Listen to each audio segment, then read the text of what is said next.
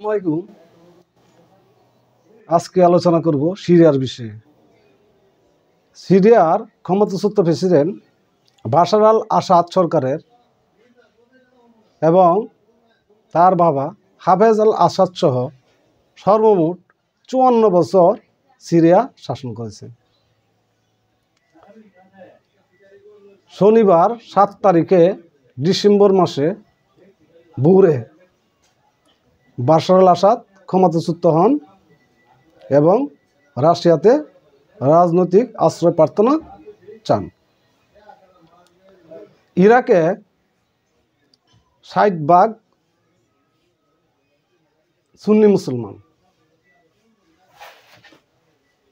ইরাকে 60% শিয়া মুসলমান। সাদ্দাম হলো সুন্নি মুসলমান। সাদ্দামকে ইরাকে ঈদের দিন ভোরে ফাঁসি দেওয়া হয় ইরাক এবং ইরান এবং আমেরিকার কারসাজিতে। তখনই নির্ধারণ হয়ে গেছে যে সিরিয়ার অবস্থা কি হবে। সিরিয়াতে 70% সুন্নি মুসলমান আর 30% অন্যান্য ধর্মীয় জনগণ। তাহলে বাশার আল আসাদ শিয়া মুসলমান, তাহলে বাশার আল আসাদের শাসন কিভাবে চলবে সিরিয়াতে? সাদ্দামের ফাঁসির দিনই নির্ধারণ হয়ে গেছে যে বাশার আল আসাদের পতন হবে। সিরিয়াতে ইরান এবং তুরস্ক মুখোমুখি খেলা হবে। এখনো পর্যন্ত বিশ্ব বাশার আল আসাদের পতনের সুনির্দিষ্ট তথ্য বের করতে পারেনি। কোন কোন রাষ্ট্রের কারসাজির কারণে বাশার আল আসাদের পতন হয়েছে। সিরিয়ার ক্ষমতা হস্তান্তর অন্তর্বর্তী সরকারের গঠনে কাজ শুরু হয়েছে। নতুন সরকারের প্রধানমন্ত্রী হিসাবে মোহাম্মদ আল বশিরকে এইচটিএস সিরিয়া সালভেশন নেতা প্রধানমন্ত্রী হিসাবে দায়িত্ব পালন করার পরামর্শ হচ্ছে।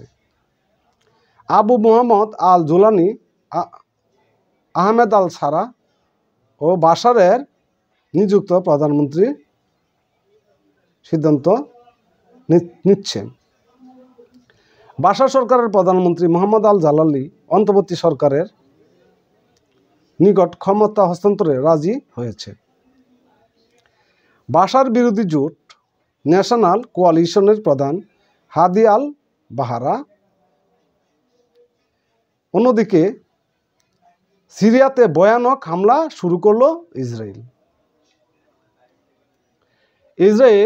গোলান হাইটসের বাফার জোন পের হয়ে সিরিয়ার কিছু অংশ দখল করেছে এবং 175 থেকে প্রায় 200 বিমান হামলা করছে সিরিয়ার বিভিন্ন অঞ্চলে।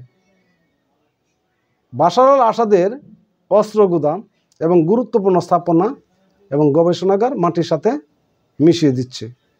পাশাপাশি আমেরিকাও বিমান হামলা শুরু করছে। তাতে বোঝা যায় যাতে করে সিরিয়ায় ঐক্যের সরকার বসতে না পারে এবং মাথা উঁচু করে সিরিয়া যাতে করে না বিশ্বের বুকে দাঁড়াতে না পারে, এটার জন্য ইসরায়েল এবং আমেরিকা বিমান হামলা শুরু করছে। এটা একটা বড় ধরনের চক্রান্ত।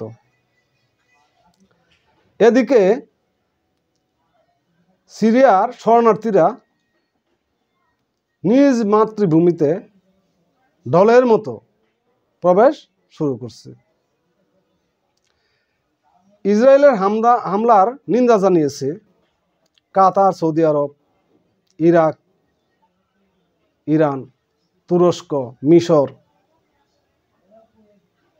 জর্দান, দুবাই ইত্যাদি অন্যান্য মুসলিম রাষ্ট্রগুলি।